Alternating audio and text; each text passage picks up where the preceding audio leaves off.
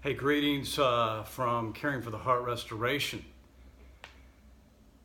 It is so good to be able to do social media like this where I can just communicate in this kind of way.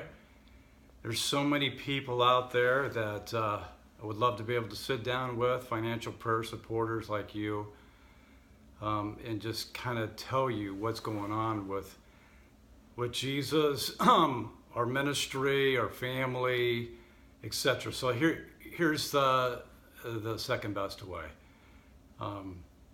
Here's what I want to start out with. This is going to be fairly short because attention spans can struggle in our day and age. But did you know, as an incredible reminder, that God the Father, through Jesus the Son, through His Spirit, that the Lord is with us. Jesus is with us in these crazy times. I'm sure 2,000 years ago, the apostles, after Jesus ascended, they were probably thinking the same thing. Wow, Jesus needs you with us, and I thank you, Lord, that your Spirit is with us. That is truly my defining steadfast foundation as we do ministry with Caring for the Heart. Jesus, Emmanuel, God is with us through His Spirit, through His wisdom, through His discernment, through His self-control, through patience, all the fruits of the Spirit.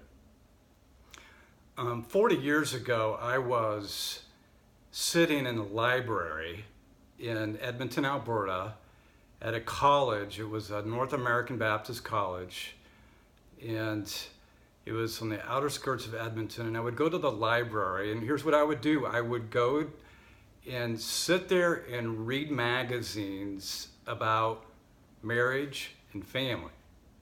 Back then, it was focused on the family. It was whatever in the early 80s that was going on.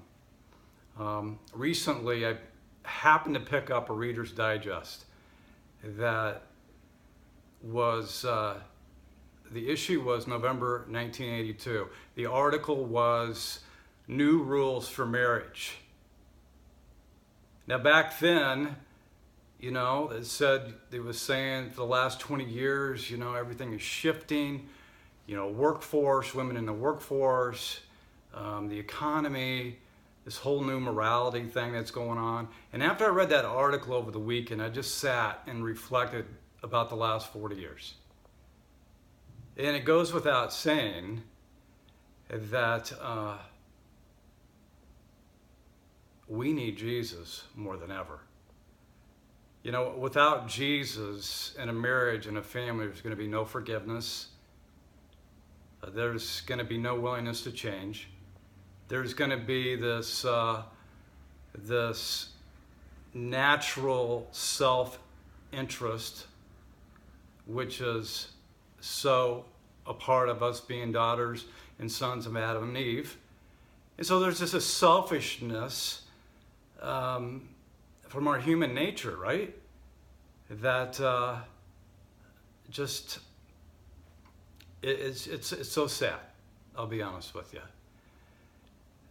And so as I sit here and reflect over the last 40 years, and we really, our family, myself, the board of directors who help with this ministry, we really are domestic missionaries as we lead this, I specifically.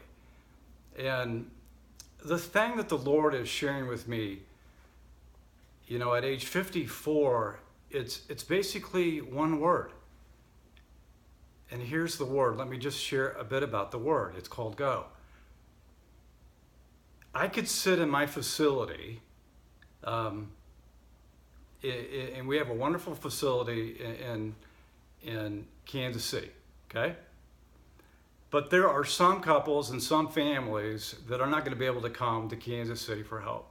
They just can't. Health issues, financial issues, maybe they have a new baby, who knows what, okay? And the Lord is just impressing on me that if there is a community out there, a church, a pastor, a family, a marriage, where you would need this ministry to come to where you are and to come and to minister, over a period of 3 or 4 days, I am willing to do that. In fact, I am doing that. The Lord has called me to this. Last month, I went to the Upper Peninsula of Michigan. Okay, flew up there. It was minus 32 one night. But the reason I went, because the Lord said, go. There's a couple that desperately needs help. She has unbelievable health issues. And so we were able to go up and help a marriage and family up there. I'm sitting in Wichita right now, ministering this week. Next month, I'll go to Jefferson City. And I'm going to spend some time, 4 days, with a couple who cannot come to Kansas City. And so this is one of the things, I don't know what I would title myself. I don't think I'm a sojourner. I don't think I'm a warrior. I think I am just a Jesus follower that wants to share the message of healing and hope and life and relationship to so many people. And I'm 54. I want to do this, believe it or not, for the next 15 years. That would be amazing, because I believe that what we're doing is significant. We're sending somebody to Colorado Springs, our ministry, next month to get training. So where she's at, she can minister and help and facilitate healing in the part of Missouri where she is. And there's been a number of people over the years that have and are continuing to do this kind of ministry, to come alongside marriages and families and broken people and trauma and hurt. I think, as one person has told me, one of the greatest mission fields today in the church, for the church, is trauma. How to deal with trauma. Because over the last 40 years, the trauma is getting more and more and more and more. And so we need equipped people, we need helpers, we need caregivers, we just need people to pray for people. So if you have questions about this, any thoughts, just shoot them, response to this. Thank you for watching, and I close with this amazing, powerful, incredible, until I see Jesus face to face, the glory of heaven.